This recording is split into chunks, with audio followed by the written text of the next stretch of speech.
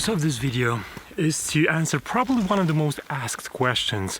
Where do I focus in my landscape photos? During my workshops, we photograph in different situations, and this is a constant. This question always appears. There's always a person or a group of persons that are interested. Where do I focus in a situation like this? So my idea for this video is to try and explain what is really happening when you are focusing, the reason for which you focus, and to explain a little bit the situations, because depending on your subject and the focal length that you are using, there are different places where you should focus. So let's get started. Yellowed in the sun. Okay, so the first thing is the reason for which you focus. When I pose this question, why do you focus inside a photo? The answer that I get all the time is to have a sharp image.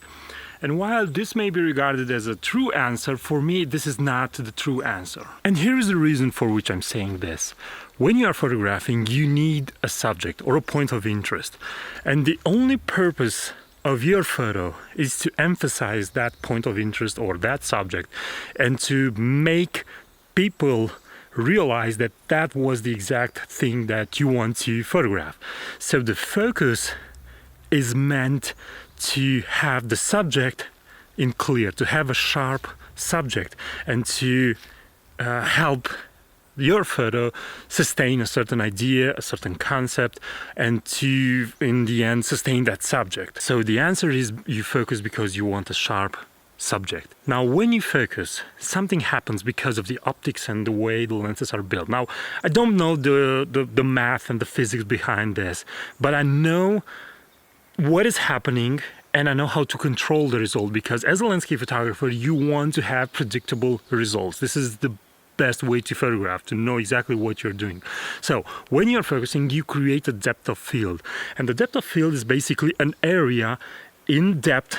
So you're standing like this, you photograph, and the depth of field decreases or increases, and that is where you have things in focus. That is where you have things in clear, and the other elements are blurry. Now there is a correlation between aperture, focal length, and this means how many millimeters your lens has, and the distance to your focus. And these three elements control the size of the depth of field. Of course, there is another secondary factor. For example, if you're photographing from on a crop sensor or a full frame sensor, but this is secondary. This is not that important, at least for me.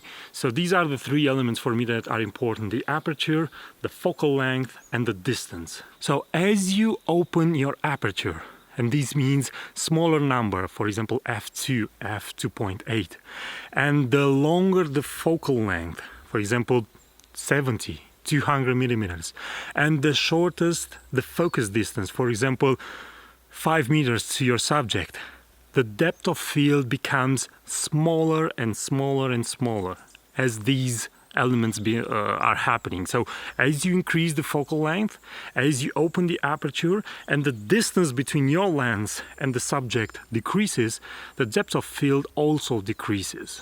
Now, even though this is happening, there is also a thing that you need to know. And I'm sorry because we are all technical in this video, but I thought that maybe it will help you. So even if this is happening, so the aperture is opening and the distance for your to your point of focus is decreasing, the minute you start to drop your focal length, so from 70 millimeters you go 50 millimeters, you go 35 millimeters, you go 17 millimeters, you go 12 millimeters, the depth of field increases.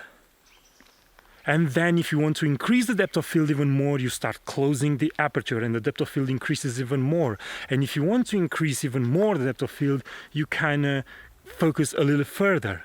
Now here comes the tricky part, and here is the point where there are all sorts of debates and all sorts of things and all sorts of methods. So let's start our talk with a telephoto lens. So we are photographing right now at a 200 millimeters. Now, when you know what your subject is in your landscape photo, that is the moment when you will start thinking about the focal length. What is the best lens for me to use in order to photograph that subject, the thing that I want to draw attention to? And in some situations, 200 millimeters it's an interesting choice or a good choice. For example, if I want to photograph a branch with some leaves and I want those leaves to pop out, then I want to blur the background, and that is why I'm using a longer focal length. I'm opening the aperture at f5.6 in this case, and I'm also decreasing my distance to those leaves, and this way I can blur the background. This way my depth of field is very small, and I'm keeping focus only on the leaves that I want to show to you. Now, for some reason, this is very simple to understand. When you have a longer focal length, the depth of field decreases, and you need to get closer to your subject in order to decrease the depth of field even more and to have everything else out of focus. And even though the same principle applies when you have a wider lens, that is when the things get trickier, although it should not be. It should not get trickier, but it gets trickier. And let me explain why. Sun, longing to be seen, so come and hide with me, hide with me, hide with me. So right now my lens is 17 to 40 millimeters. Now, when I decide to use this lens, which on the full frame body it's pretty wide, the reason for that is I want to get more of my landscape, more of the landscape in my photo. And this is the moment when you want to have the entire image in sharpness, because otherwise you'll have big areas of blurry elements that don't look that good. Whenever you're using wide-angle lens, you need to be aware of a concept that it's called hyperfocal distance. For example, as a landscape photographer, you usually photograph with wide-angle lens at f8 or f11. If you use 17 millimeters at f8 on a full-frame body, the hyperfocal distance is about 1.6 meters. At f11, it's about 1.1 meters. And the hyperfocal distance says this: if you do the focus at a certain distance, which I told you it's 1.6 meters for f8, 17 millimeters or on a full frame body. If you focus at 1.6 meters, then you will have a depth of field starting from, let's say, 0.8 meters and ending to infinity. So everything starting from 1 meter approximately to infinity is going to be in focus, and this is a very important thing to know. Now, you can use an app for that. I'm using Hyperfocal Pro, but you can also remember a few hyperfocal distances, because you are only needed for a few of these things.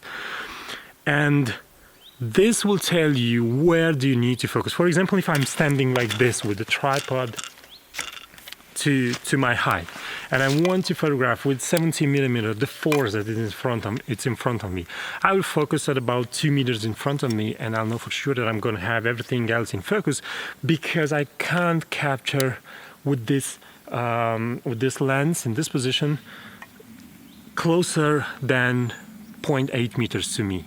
That area is not going to be in the photo, so I know for sure it's not going to be blurry.